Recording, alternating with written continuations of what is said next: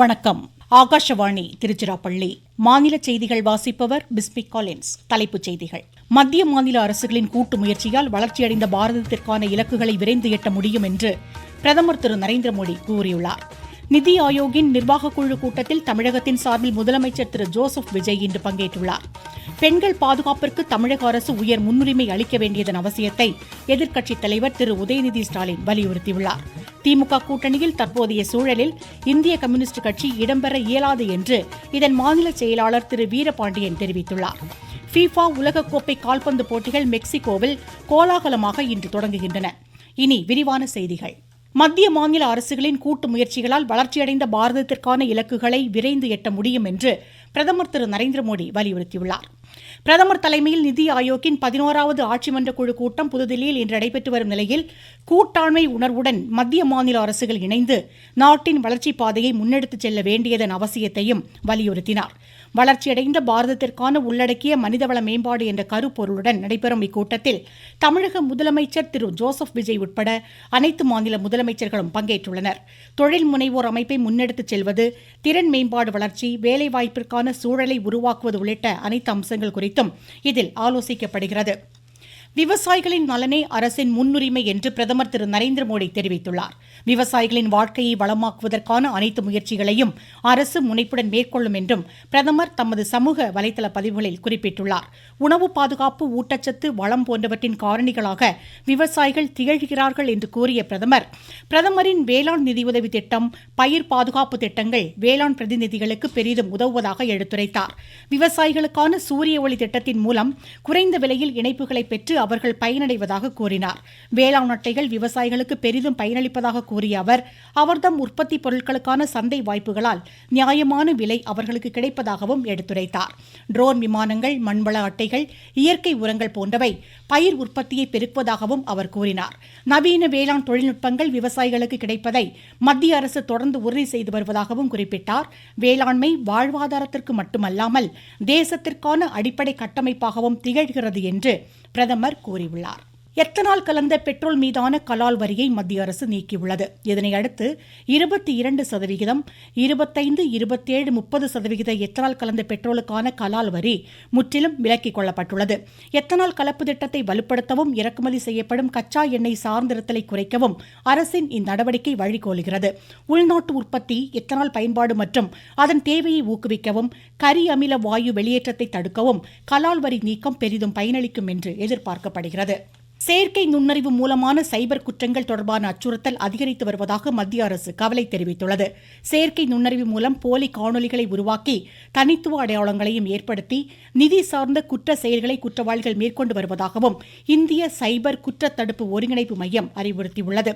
எனவே நிதி நிறுவனங்கள் இத்தகைய அச்சுறுத்தல்களை எதிர்கொள்ளும் நடவடிக்கைகளை வலுப்படுத்தி வாடிக்கையாளர்கள் நலன்களை பாதுகாக்க வேண்டும் என்றும் அரசு ஆலோசனைகளை வழங்கியுள்ளது. தமிழ்நாட்டில் புதிய விளையாட்டுக் கொள்கை விரைவில் வெளியிடப்படும் என்று மாநில விளையாட்டுத்துறை அமைச்சர் திரு ஆதவ் அர்ஜுனா தெரிவித்துள்ளார். இளையோரை அதிக அளவில் விளையாட்டில் ஈடுபடுத்தும் நோக்கில் காலி இடங்களை விளையாட்டு திடல்களாக மாற்ற நடவடிக்கை மேற்கொள்ளப்பட்டு வருவதாகவும் அவர் குறிப்பிட்டார்.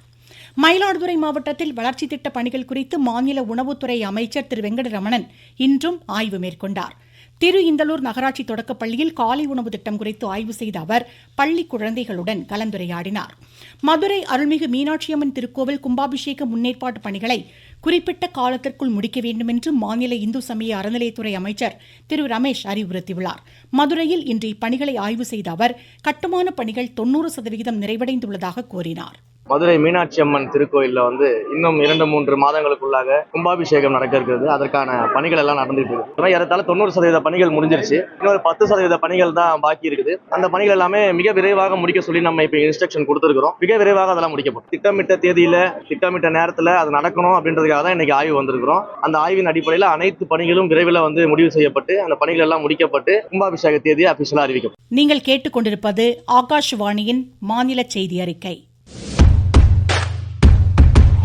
ஊரக வளர்ச்சிக்கான புதிய அத்தியாயம். வளர்ச்சியடைந்த இந்தியாவிற்கான ஊரக வேலைவாய்ப்பு உறுதி மற்றும் வாழ்வாதார சட்டம் ஜூலை 1ஆம் தேதி முதல் செயல்பாட்டிற்கு வருகின்றது. இந்த சட்டம் ஆண்டிற்கு 125 நாட்கள் வேலையை உறுதி செய்கிறது. வாரந்தோறும் ஊதியம் வழங்கப்படுவது கட்டாயமாக்கப்பட்டுள்ளது. பணி முடித்த 15 நாட்களுக்குள் ஊதியம் வழங்குவதை உறுதி செய்வதற்கான அம்சங்களும் இதில் இடம்பெற்றுள்ளன. கால தாமதமாக ஊதியம் வழங்கப்பட்டால் அதற்கான இழப்பீட்டுத் தொகைக்கும் வகை செய்யப்பட்டுள்ளது.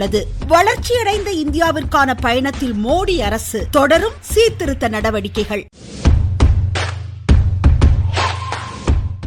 பெண்கள் பாதுகாப்பிற்கு தமிழக அரசு உயர் முன்னுரிமை அளிக்க வேண்டியதன் அவசியத்தை எதிர்க்கட்சித் தலைவர் திரு உதயநிதி ஸ்டாலின் வலியுறுத்தியுள்ளார்.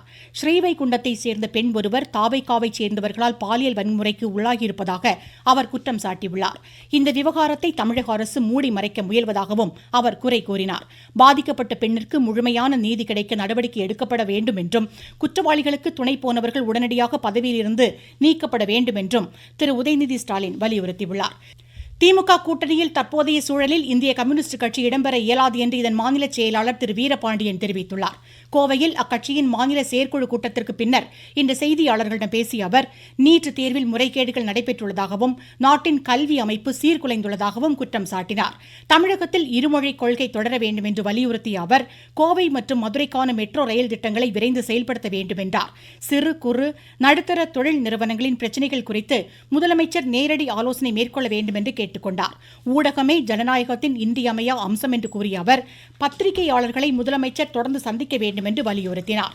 தொலைக்காட்சி சேனல் எதுவும் முடக்கப்படக்கூடாது என்று அறிவுறுத்தினார். பெண்கள் மற்றும் சிறுமிகள் மீதான வன்முறைகளை தடுக்க அரசு தீவிர நடவடிக்கை எடுப்பதோடு சட்டம் ஒழுங்கு பிரச்சினைகளுக்கு உடனடி தீர்வு காண வேண்டும் என்றும் குறிப்பிட்டார்.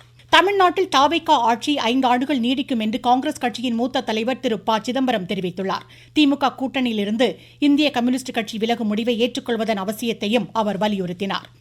மறைந்த பிரபல திரைப்பட இயக்குநர் பாரதி ராஜாவின் உடல் இன்று பிற்பகல் முழு அரசு மரியாதையுடன் அவரது சொந்த ஊரான தேனியில் நல்லடக்கம் செய்யப்பட உள்ளது. தேனி தேவதானப்பட்டி பண்ணை வீட்டில் வைக்கப்பட்டுள்ள அவரது உடலுக்கு ஏராளமானோர் அஞ்சலி செலுத்தி வருகின்றனர். பிரதமர் திரு நரேந்திர மோடி பாரதி ராஜாவின் மறைவிற்கு இரங்கல் தெரிவித்துள்ளார். நாகை மாவட்டத்தில் பிரதமரின் தொழில் பழகுனர் பயிற்சி சேர்க்கை முகாமை ஆட்சித்தலைவர் திரு பிரவீன்குமார் தொடங்கி வைத்தார். இதுகுறித்து எமது செய்தியாளர்.